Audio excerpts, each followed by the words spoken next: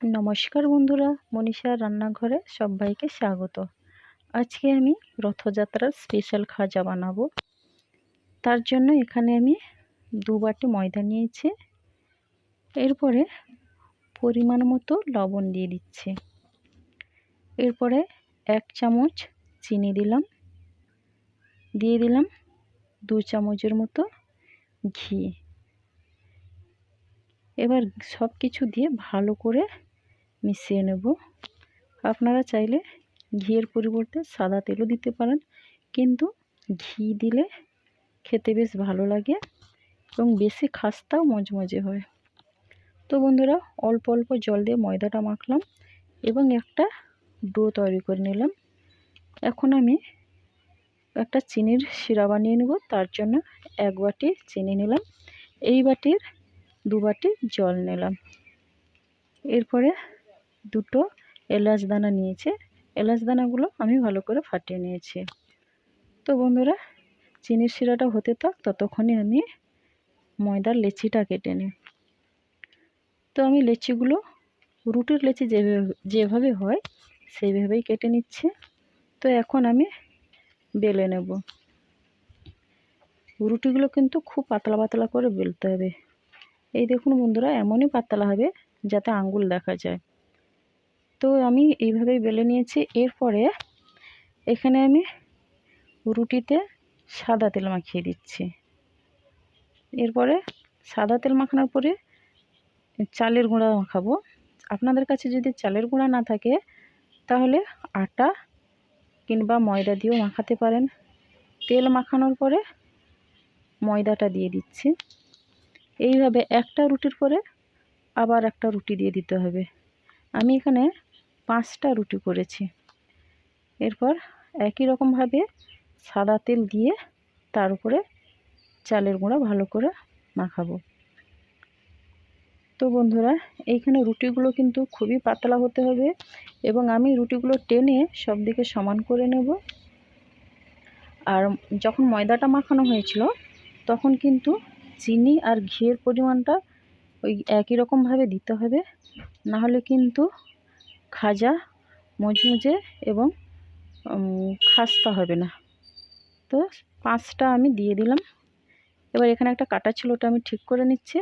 এইভাবে তেল মাখিয়ে চালের গুঁড়া মাখিয়ে নেব। এখন আমি রোল করে নেব। রুটিগুলোকে এইভাবে চেপে চেপে রোল করে নিতে হবে। একটু চেপে চেপে দিতে হবে, না হলে কিন্তু ভাজার সময় খুলে যেতে পারে। এরপর হাতের সাহায্যে আরও এরকম চেপে চেপে করে আমি রোল করে নিচ্ছি। এখন জল দিয়ে আমি ভালো করে সেট করে নেব, না হলে খুলে যাবে। দেখুন বন্ধুরা, এইভাবেই কিন্তু সেট করতে হবে।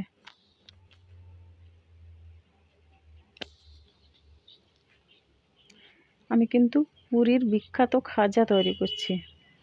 তো বন্ধুরা, আপনারাও আমার মতো করে তৈরি করবেন, দেখবেন খুবই ভালো হবে।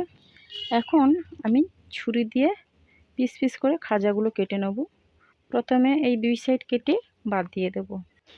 আমার কিন্তু একেবারেই নতুন ইউটিউব চ্যানেল, আপনারা অবশ্যই আমার পাশে থাকুন। সাবধানে কিন্তু কাটতে হবে।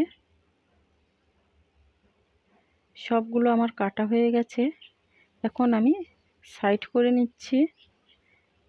এইভাবেই কেটে নিয়েছি। এখন যেগুলো মাঝখান থেকে একটু লুজ লাগছে সেইগুলো কিন্তু হাত দিয়ে চেপে চেপে দেবেন এবং একটু বেলনের সাহায্যে এইভাবে চেপে দেবেন। এখন আমার তো চিনির শিরাটা তো একেবারে হয়েই গেছে, আঠালো চিনির শিরা হয়েছে। তো গ্যাসে কড়াই বসিয়ে দিয়েছি। কড়াইটা গরম হয়ে গেলে তেলটা দিয়ে দিয়েছি। তেল গরম হয়ে গেছে। এবার আমি খাজাগুলো এক একটা করে ভেজে নেব। এখানে আমি সাদা তেল দিয়েছি। খাজাগুলো কিন্তু বেশি আমি লাল করব না, হালকা লাল করেই ভাজবো। আর এটা কিন্তু মিডিয়াম টু লো ফ্লেমে ভাজতে হবে, কেননা আমি যদি হাই ফ্লেমে দিয়ে দিই তাহলে খাজাগুলো উপরেই লাল হয়ে যাবে, কিন্তু ভেতরটা ভালো করে ভাজা হবে না। তার জন্য মিডিয়াম টু লো ফ্লেমেই খাজাগুলোকে ভাজতে হবে। খাজাগুলো ভাজা হয়ে গেল, আবারও একই রকমভাবে সবগুলো ভেজে নেব।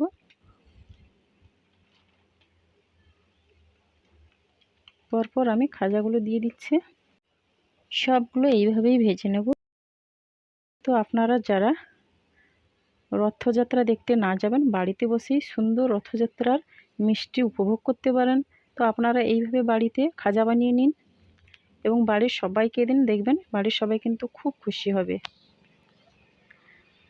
আমার এই রেসিপিটি যদি আপনাদের ভালো লেগে থাকে তাহলে অবশ্যই লাইক, শেয়ার, কমেন্ট এবং সাবস্ক্রাইব করবেন। আর না ভালো লাগলেও কমেন্ট করে জানাবেন। তো বন্ধুরা, সবগুলো তো খাজা আমার ভাজা হয়ে গেছে।